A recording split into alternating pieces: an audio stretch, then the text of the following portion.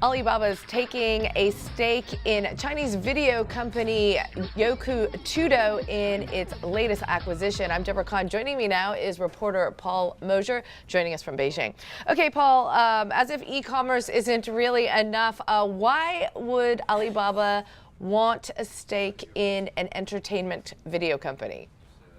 Well, it's all about entertaining the users. Alibaba is an e-commerce company and they're huge on personal computers. But the problem is people are using more smartphones. Alibaba's had a little bit more trouble, not too much trouble, but a bit more trouble attracting all those users.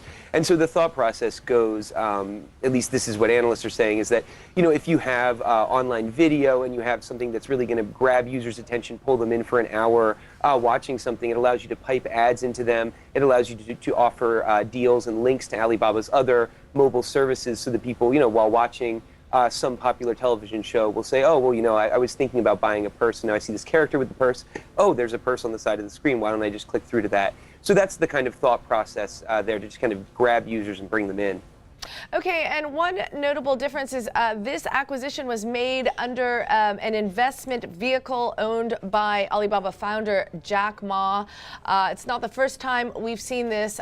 Why is the company purchasing these assets in that under this vehicle?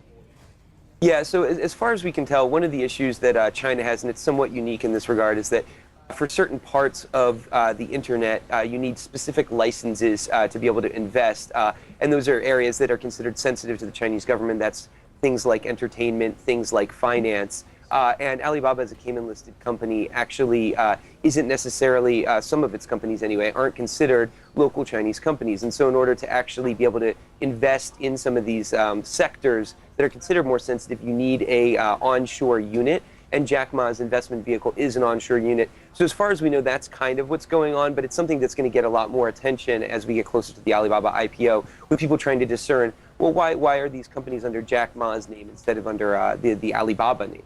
Right, and of course you mentioned that upcoming IPO. So does this type of diversification make Alibaba more attractive to investors?